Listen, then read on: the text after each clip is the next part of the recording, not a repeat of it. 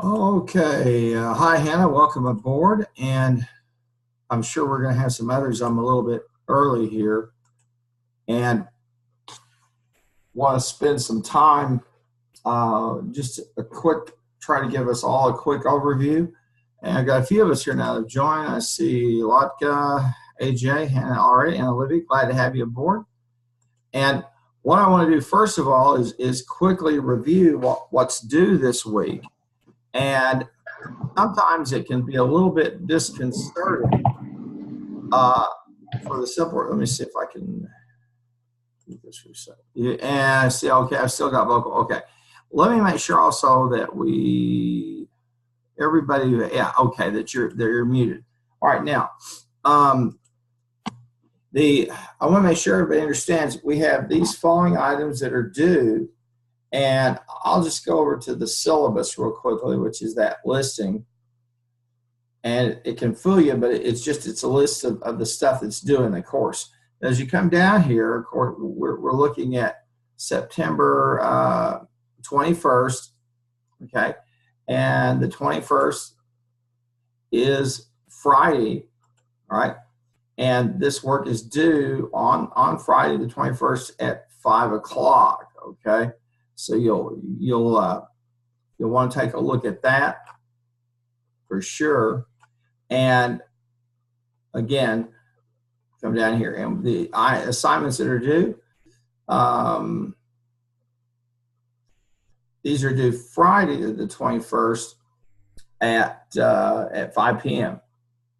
Okay, so you've got these case follow-ups, the interactive session, that's pages 9 through 10, and the Loudon decision, the Loudon chapter 4, and then the management decision problem number 4, that's due. Now, on the 22nd, and I'm just jumping ahead real quickly, I think, I had to create one in there for a student, but you've got management decision problems, and it's got this in at the 20. Okay, I know I've got that. Forget it. That's an accommodation for a student. But when we come back to the 28th, then you can see we've got Chapter 5 and Chapter 6 of Loudon, and only 2 of those case study types of assignments. All right, now let me see who else I've got in here. And before I get rolling here, anybody have a question that I could help you with? Anybody? Okay, I'll assume that you're good to go then. And let me pop us back over into the modules. Now I've got some resources for you, and what I like to do here sometimes is to now I went over the chapter, what I thought were the chapter highlights on the chapter highlights on Monday, and now I have some things I want to share with you in terms of resources that are out there and that relate to what we have here in the chapter. And I'm going to start first of all with this Landstat Land Viewer and the link out there, because we're talking about privacy and security and all of that. And we'll just go over here and I'll take a tour. Okay. Now, they're just walking us a little bit through how they use it. But this is a satellite that passes over various swaths of the earth. Okay. And you can see there are some data sets over there for each of the times that they pass. And now, then if you had coordinates, for example, or a scene ID, and you've got these different scenes over here that you can look at, this gives you a picture of whatever. They're going to provide you a viewpoint that's a lot better than in Google Earth. This is a satellite image. Now, this is accessible to anybody, okay, who wants to utilize it, and that's one of these issues that we have with things like this, in terms of the, in terms of your privacy. And so we'll go back here for just a sec, and that's one resource you could look at now, and you can have some fun. Now let me show you this for just a minute, and I think I know where I can find this. This is called the Living Atlas.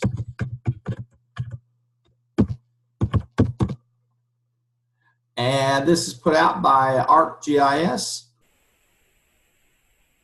And this lets you browse their content of all types of data using their online tool, ArcGIS. And they let you browse the content. They give you the layers. So this is something now, the ability to map, and we've never had this before. And it does, of course, raise some privacy and questions for us. Now, in addition to that, in addition to Land Viewer, which is, it's a nice little tool, you can use Google Earth, which can give you a pretty good set of data if you know an address or you want to look at plots or so forth. Now, I have a couple of web safaris for you to set up, okay? And I'll explain to you what those are in just a sec. But then we've got these history of cyber attacks, and this is a document you can download or you can work from here that shows you, has some information about how cyber attacks have occurred, and this just gives you a sense. Again, this is probably the thing in a chapter like this that covers ethics, information ethics, that has people concerned because of privacy issues as well as security issues, and they are two different things, as we've talked about in class.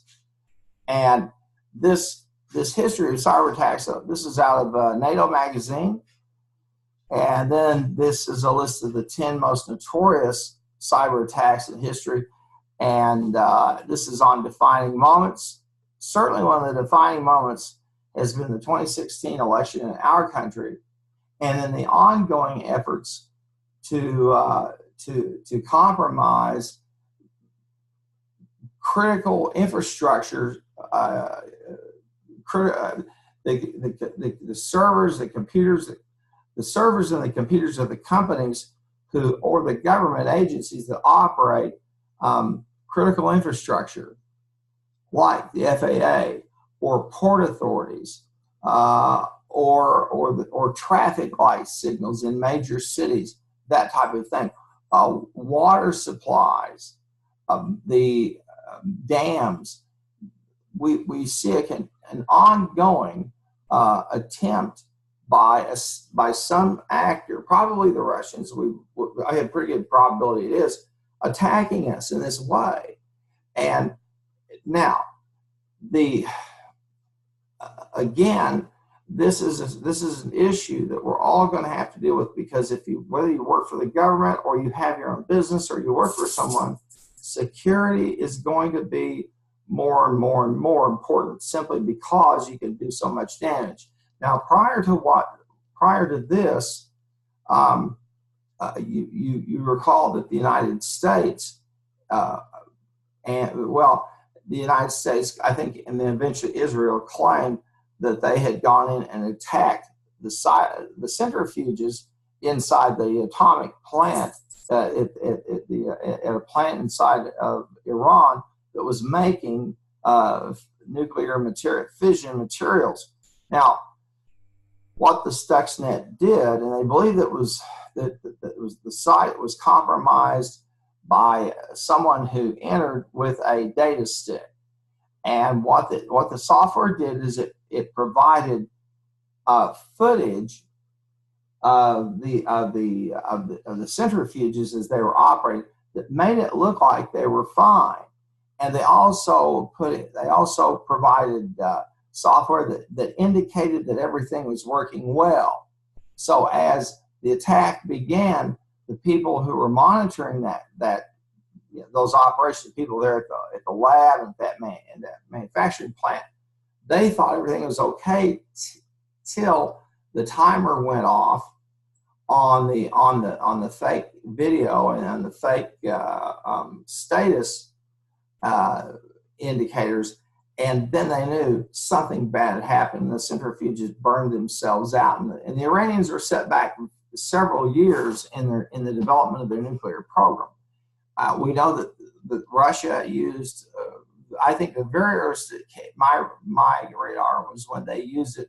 I think it was when they took over the state of Georgia. Now this is not Georgia, United States, but a small country there called Georgia, which was a republic. When the Soviet Union dissolved, Georgia was a republic. It was part of the Soviet Union, and they said, no, we want to become an independent nation. And when Putin took over, he decided that wasn't going to work. So the their unit began to do things like deface the internet website of the Georgian government. They also created what we call denial of service attacks. Like you log in, you keep trying to log in or go to the site, and you get denied because it's overloaded, and some other kinds of things with the financial system. But to make a long story short, this is not something entirely new. It's been going on now for somewhere between 15 to 20 years. And that's when we reached a point where really the internet and the penetration of the internet was there and able to be exploited. But I want you, if you would, to take that Safari, go there and there's a nice slideshow on those attacks. And I think it'd be good, instructive for you to see these and understand that security now involves not more than just physical security, it's also information security. So it's one of those things I want you guys to take a look at. Now, in addition, I have another Safari here. It's what I call them. This is where I collect you some elements, and I think that they fit with a particular lesson. And this is interesting. This is a digital attack map, and we're going to go out there for a second.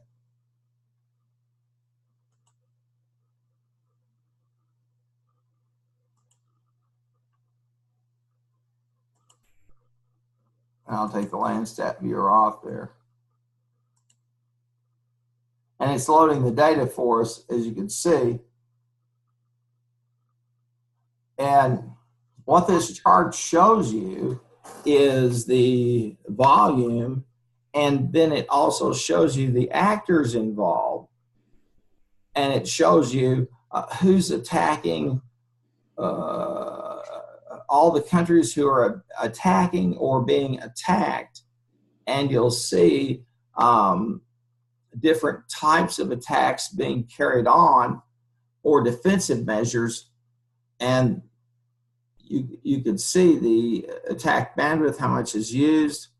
And so this is an interesting little, this shows you between two countries. This is internal, and this is either a source or a destination unknown. And they have this, they have one from the 22nd of September, and then they have these all set up in a database, as the source of the attack, and it should be interesting. And then as destination, you'll note some destination data on the United States, but we do far more attacking than one would suspect. If you hear the news, you'd think we just sit around all day, and that's not the case. We engage in a tremendous amount of cyber attacks on countries that we consider failed states or hostile regimes, non-state actors, a whole host of people. So you can see and get a sense of how. Now, these are large attacks. Let's click on the unusual button and see what they give us there. Okay. And for example, some attacks on Botswana, Swaziland, India. You can see some of these hot spots here where it's happening. And then they give us the combined data. Again, this is surprising to people when you see, you can see it's proliferated. It's all over, really, for all intents and purposes, all over the world. And you can see Japan, China, India, and they'll give the data here. This is Guam, where we have major installations, Fiji, China. And they believe this is Botswana, if I'm not mistaken. And we get the little pop-ups. Of course, this is the United States. You can see it is hard for folks to understand. And we'll do that by type. Now let's look at the color type. And let's look at the source ports. Okay. Now, a DNS reflection, I use the term DOS, but really the proper term is DNS, denial of service. I tend to call it DOS, but that's just me. But what they're showing there is here on September 15th that the United States was deflecting all of these attacks upon. In other words, they were taking a defensive measure. Well, I wanted to show you that, and here's another. This is the Internet Security Threat Report, and this will give you an overview. They've got an executive summary in terms of what's going on in the world. Now, one of the things that's happening out there, and again, this is involved with information ethics and security, but it's really not an MIS issue. Well, it is. It is the problem of cryptojacking. As you know, you've probably heard of Bitcoin. Bitcoin is an electronic type of money. Okay, and so you put money, you put currency into an account, and that currency is counted as so many Bitcoins or whatever cryptocurrency that's being, and they call it cryptocurrency because these monies or forms of money, say like Bitcoin, come with encryption, which is supposed to provide protection for the account. Now, there are multiple reasons why Bitcoin and these cryptocurrencies have emerged, and they're really more around issues of public policy and finance, but they're primarily used for one of two purposes: by people who want to speculate on the value, on the currency value, just like they do with regular currencies, and people who want to surreptitiously, in other words, they want to launder money. Let's put it like that. So it's a good overview, and I think it fits well with the chapter, and I think it certainly gives you an idea of some of the new areas where things are happening, and the all kinds of reports here on what's going on with things like ransomware, white papers, archives. This is something that, you know, if your IT people should be looking at and working with all the time, because this just doesn't seem to end in terms of folks using these. Now, this is from FireEye, and this is their cyber threat map. And I thought I'd show you this. Let's take a look at it. Is it okay? And FireEye, for example, now here they're going to show you attacks and what's occurring, and they're showing, the interesting thing is they're showing this to you and to me in real time. 1416 is 216. What's going on today? Look at this, 500,000 attacks.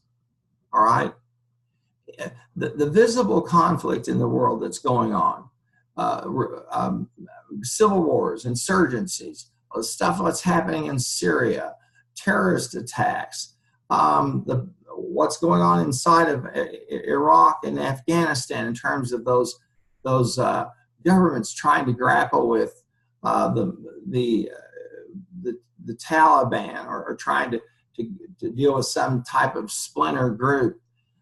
A lot of this revolving around different sects or groups of Muslims.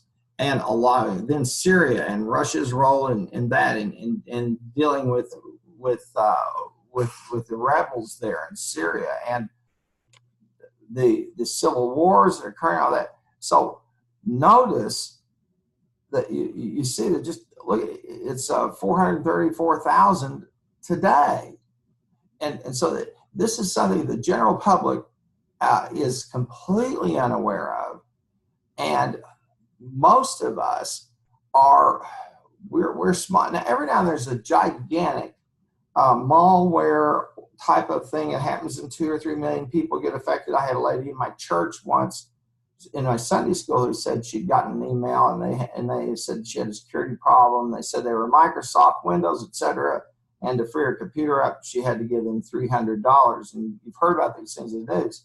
That's nothing compared to these attacks that are going on among these nation states. And notice where a lot of this is occurring. You think, why would this be occurring in Brazil or Mexico? Well, somebody somewhere is conducting some type of an attack on these countries. Now, notice the attackers are put in a yellow, okay, in a yellow square, and then the one being attacked is a green. And notice the United States is conducting some attacks. It's kind of interesting. And they show that little icon, and they have some data there that maybe the top ones, maybe they'll give us that.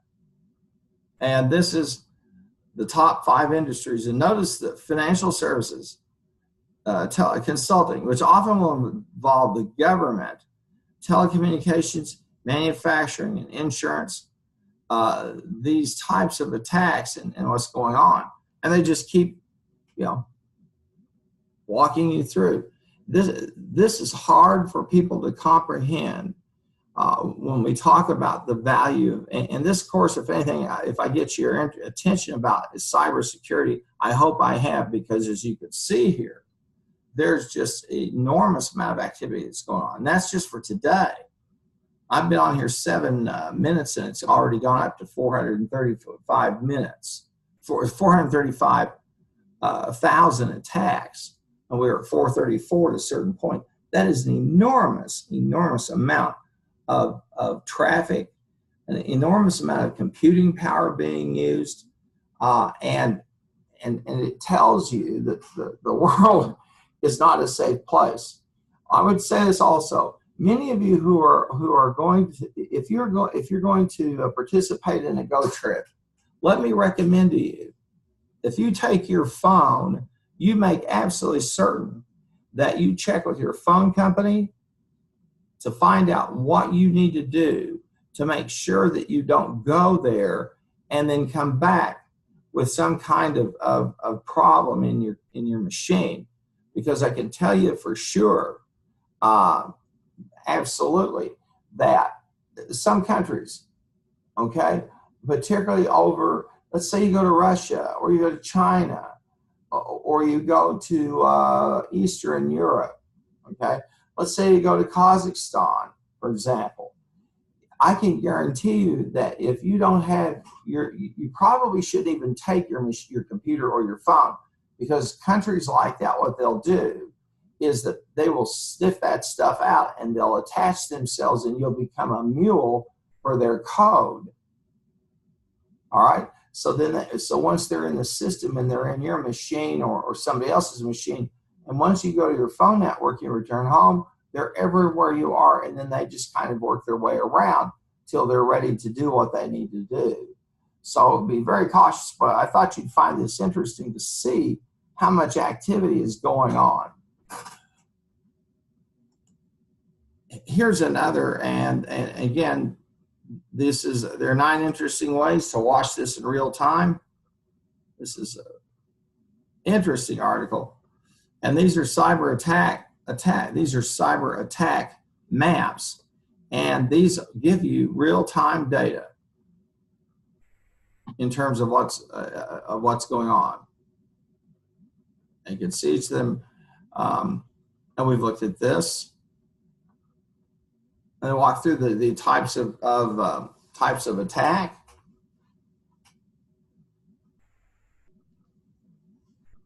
So I would encourage you to make use of these. Now let me see all we've got here. Kate, Hannah, Jack, Jan. All right. Okay. All right, Quentin. All right. Good. All righty. Okay. Now,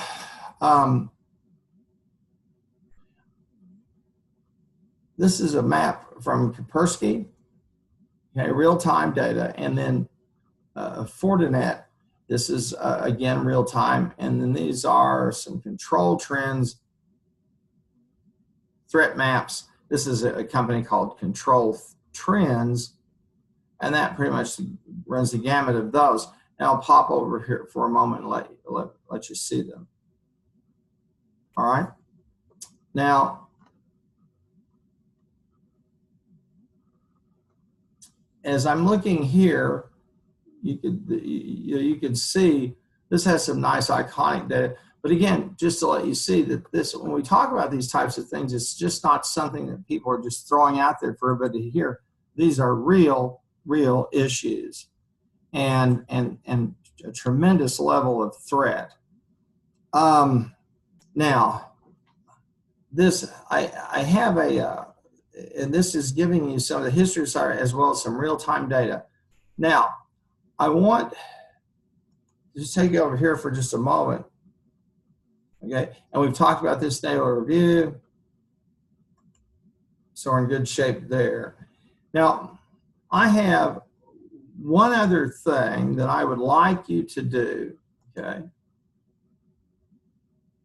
And this is a TED Talk, okay? And this is a person over at TED. Some of you have been over there before. It's 27 minutes.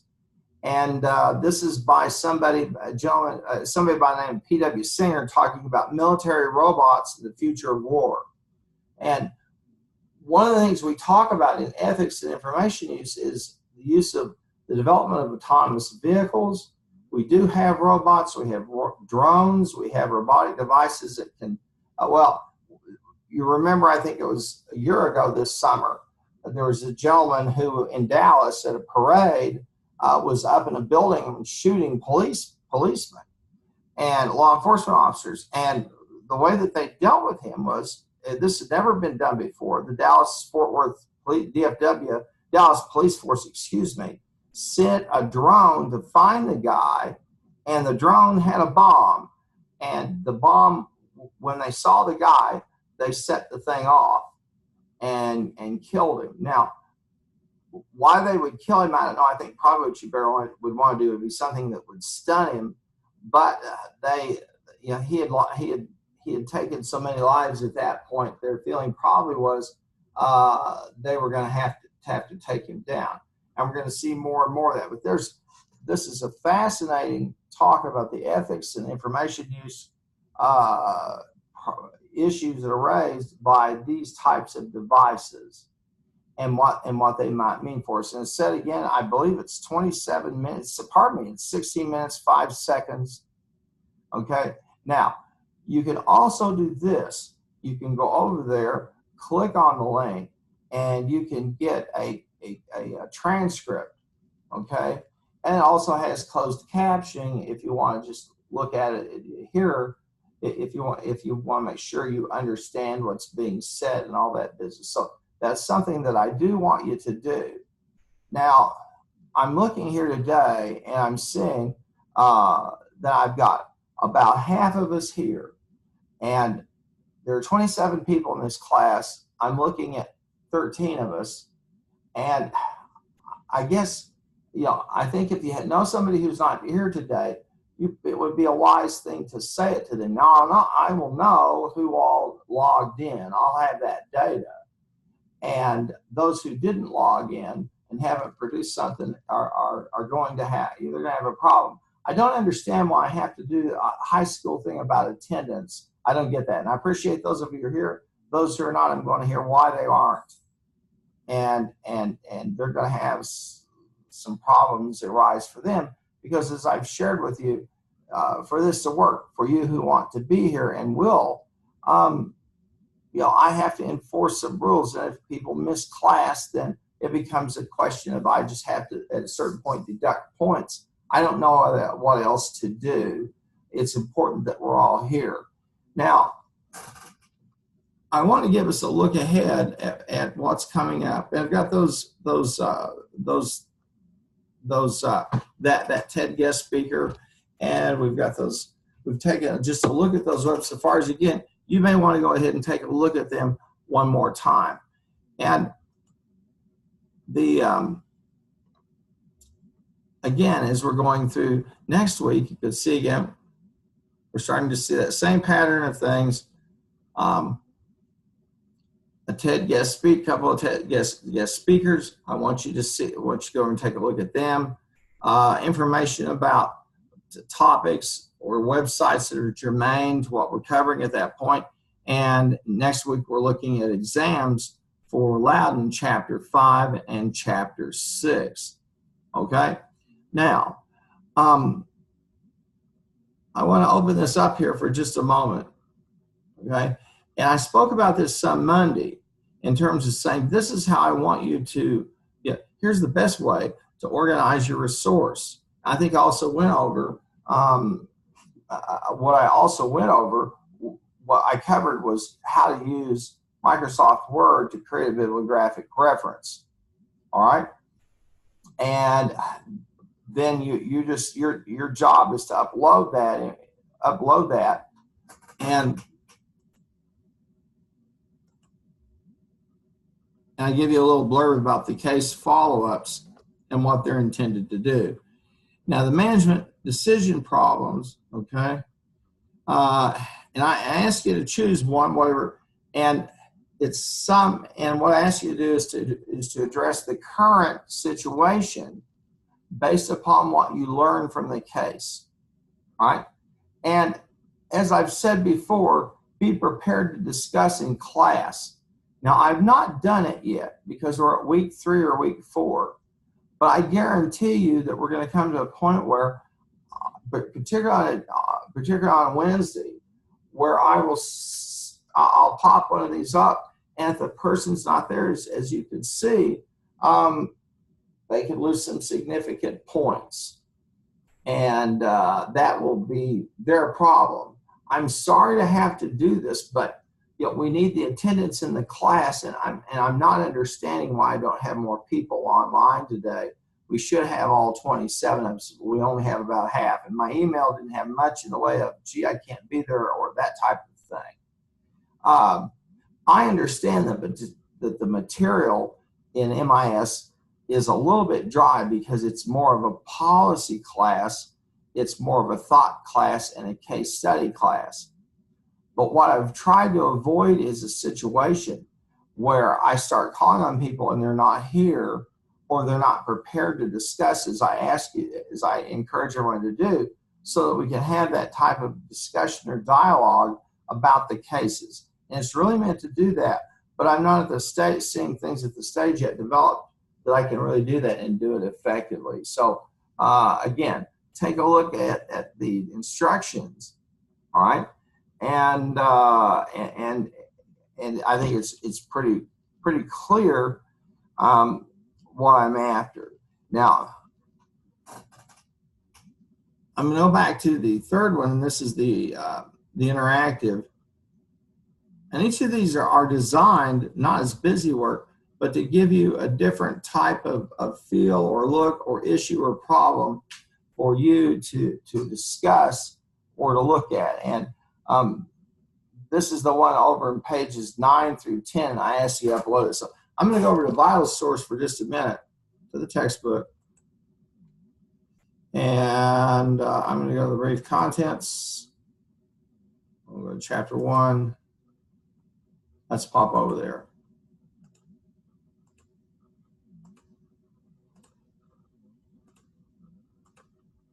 Okay, and this is the mobile pocket office. This involves mobile computing, what's known as M computing, and meaning tablet. Primarily, we're talking about it's more about devices as much as it is being mobile, and we're talking about primarily phones, okay, smartphones, and laptops, smartphones and tablets. That's primarily what we're talking about, and how this has become a platform so people expect as they're working to be using one of these types of devices as opposed to using a computer. And folks who are out moving around about, the salespeople, sales reps, all kinds of people are using this so they're not tied to a desk. Same story with many other professionals. And so I want some specific kinds of answers here. And this is one of these trends that's occurred. And as you'll see here in the case, there are some vendors, okay, as well as folks who manufacture machines that are out there and available and being sold to people. Okay, so that's something I wanted to see the response. And if you say, well, how should I respond? Well, it's pretty simple.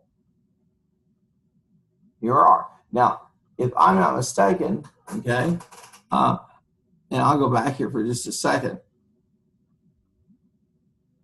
and I give you some parameters in terms of the amount of pages, okay, and being prepared to discuss. And here are the case study questions.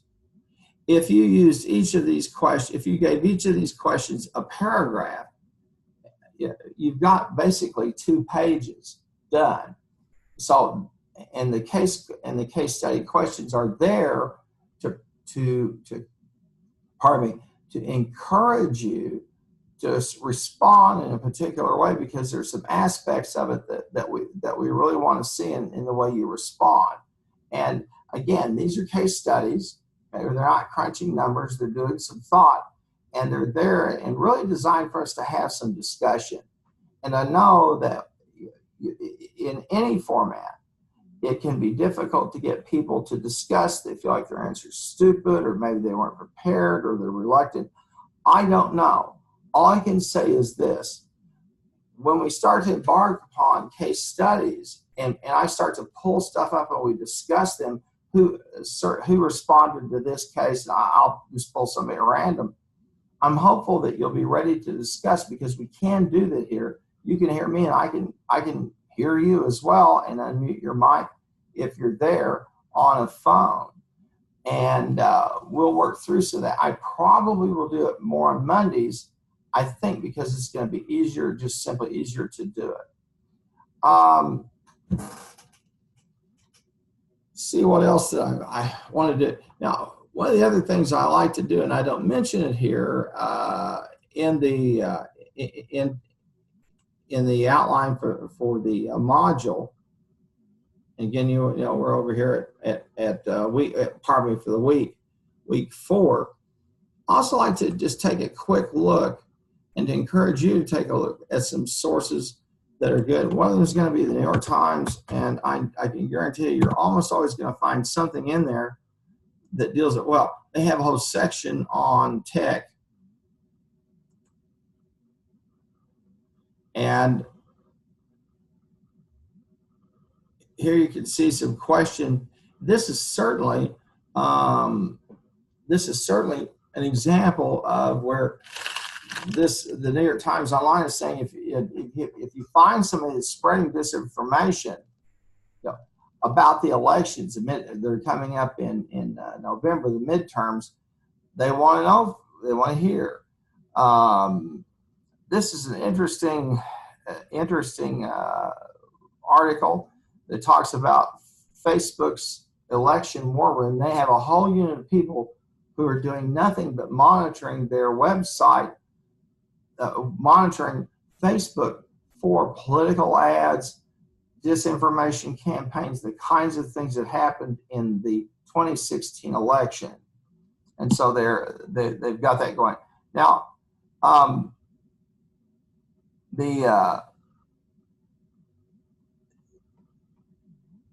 as you can see over here, there's also, well, one of the things that's starting to occur is with these types of products, people can track you. But I want you to take a look at that, and I want to pop over here in terms of personal technology. Okay, and there's nothing really there, but you'll find some articles that often some blurbs or articles or links that will give you a sense of some aspect. The personal technology part of the section there in the New York Times is always very good.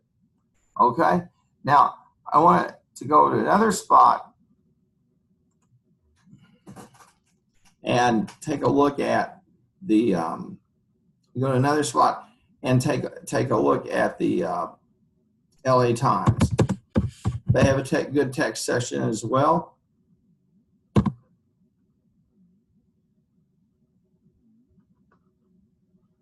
And Los Angeles Times. We added that element in the search. Move this up.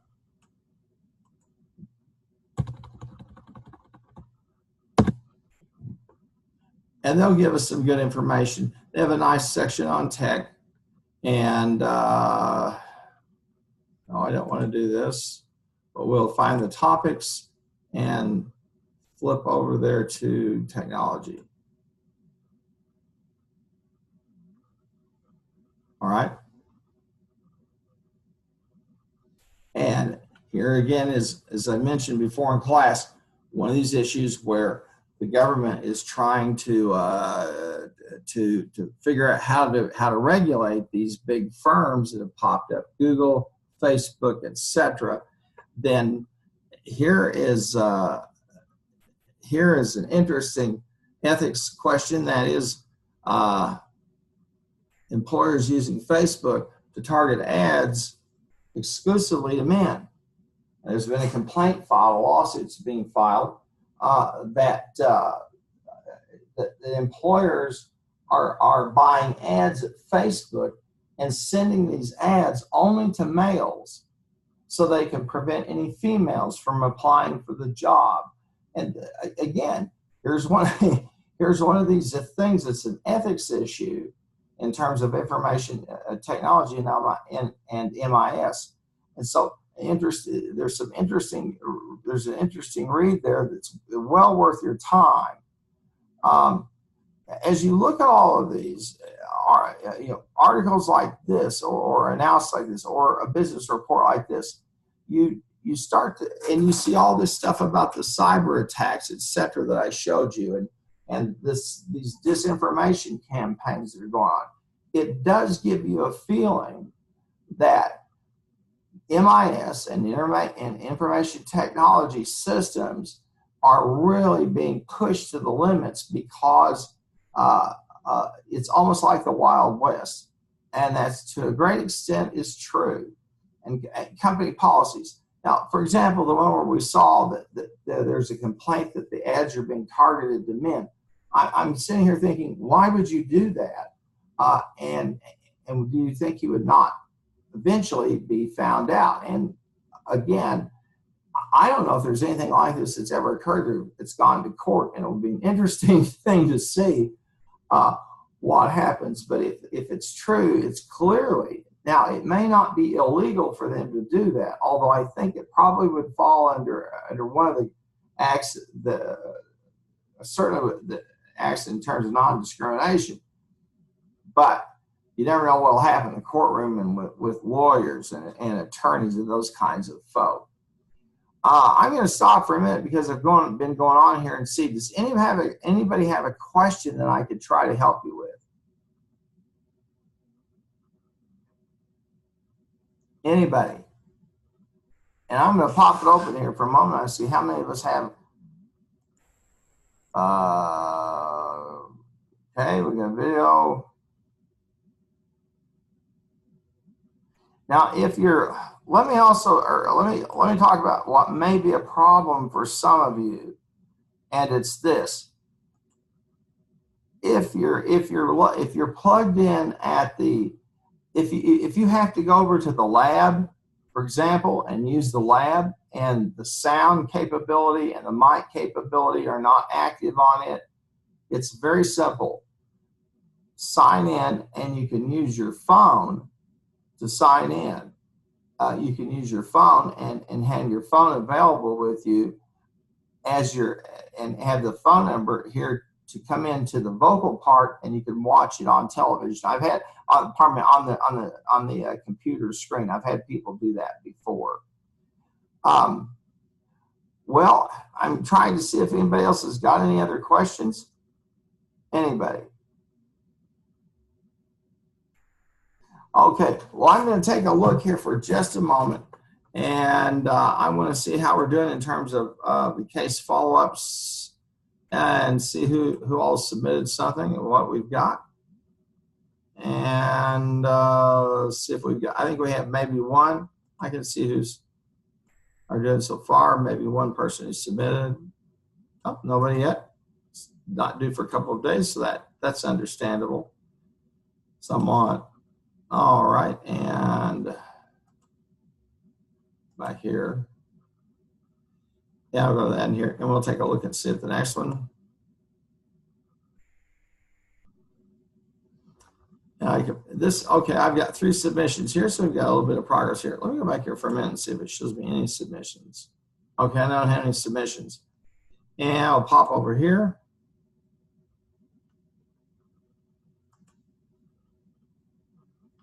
And a couple of submissions there on the interactive session.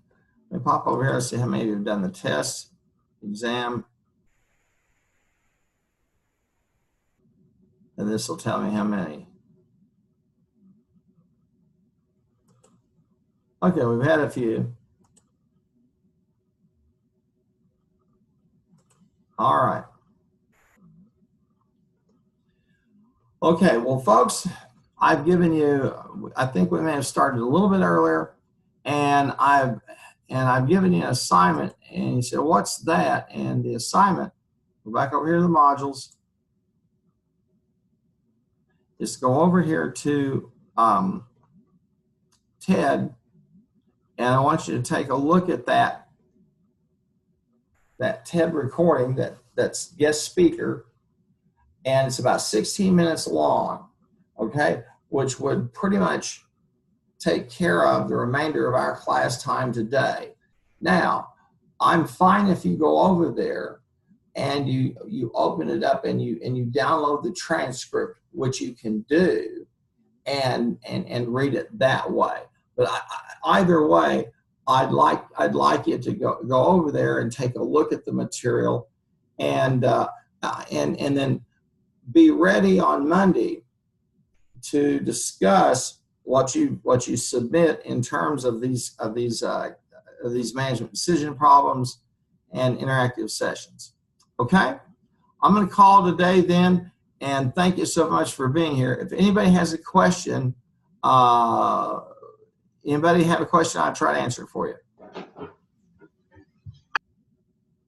All right, that'll do it. Thank you.